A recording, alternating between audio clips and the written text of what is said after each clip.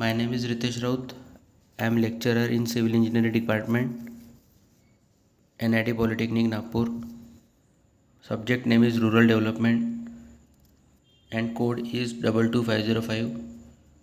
We will see unit number 4, Rural Industry and Finance, and our topic name is 4.1.1, that is Cottage Industry Brick Manufacturing, Site Selection for Brick Manufacturing.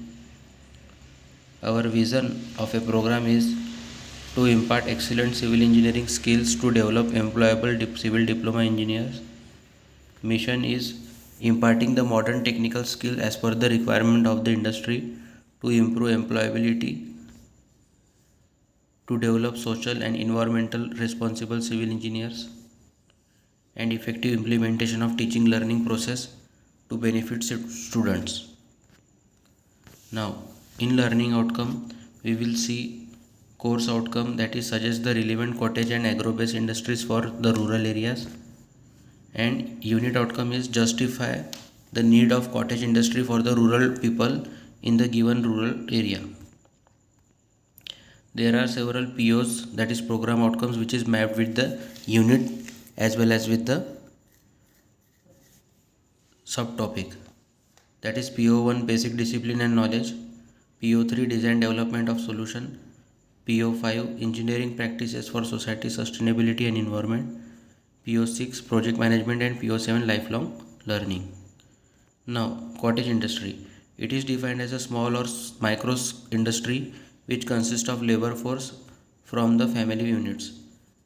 इसमें क्या होता है, जैसे आप ईटा भट्टी देखे होंगे तो वो फैमिली बाय फैमिली वही बिजनेस करती है, ठीक है। तो ये स्मॉल और माइक्रो इंडस्ट्री में आता है।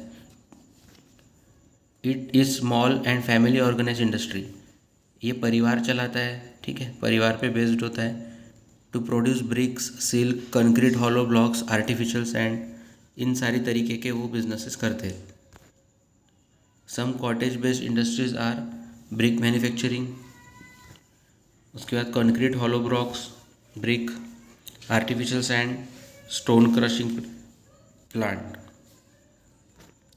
Now bricks are very common building material, जैसे सब आपको पता ही है कि ब्रिक्स हर जगह यूज़ होती है for the partition of rooms, etc. These bricks are used for construction of houses, building, compound wall, manhole chamber, and many other structures. Material required for brick manufacturing are clay, मिट्टी लगेगी, fly ash रहेगा, ठीक है, जिसे हम राख भी कह सकते हैं, लाइम, चूना एंड कोल यानी कोयला। तो ये सारी चीज़ें हमको लगती है, ठीक है। ब्रिक मैन्युफैक्चरिंग प्रोसेस आप देख सकते हो, किल्न, ईटा भट्टी, ठीक है। नाउ साइट कैसी रहेगी उसकी, site selection for brick manufacturing. The ground should be plain surface, ground plain होना चाहिए, ना कि ऊपर नीचे अनइवन, इवन सरफेस होना चाहिए। Then the site of brick manufacturing should be connected with road for transportation of material, और वो कैसा होना चाहिए, रोड से लग के होना चाहिए ताकि मटेरियल का ट्रांसपोर्टेशन ईजीली हो सके। Then good bricks earth should be available near the brick manufacturing industry, और अच्छी मिट्टी अवेलेबल होनी चाहिए ताकि वहीं से हम यूज़ कर सकें for the making of BRICS. जैसे हमें चूना तो लगता ही है, साथ में क्ले भी लगती है, ओके, फ्लाई ऐश हो गया, कोल हो गया, ये सारी चीज़ें अवेलेबल होनी चाहिए। The site should be for basic facilities of drinking water, sanitary, blocks to labour working in this industry. आसपास में जहाँ पे भी साइट रहेगी ब्रिक का, जहाँ पे भी प्लांट रहेगा उसके आसपास में क्या क्या होना चाहिए, पानी की व्यवस्था होनी चाहिए, सैनिटरी होना चाहिए, उसके बाद में labour should be easily available near site, और लेबर्स अवेलेबल होने चाहिए।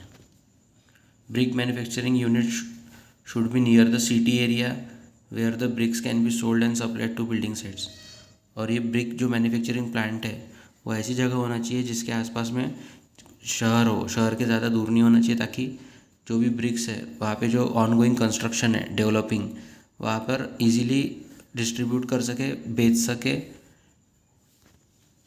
नाउ इसमें हमने देखा, after watching this video lecture students are able to understand about basic of cottage based industry in rural areas, brick manufacturing, site selection for brick manufacturing.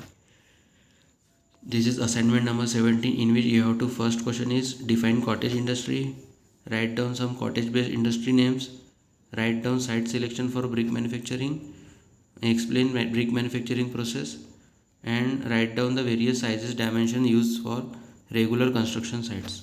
Thank you.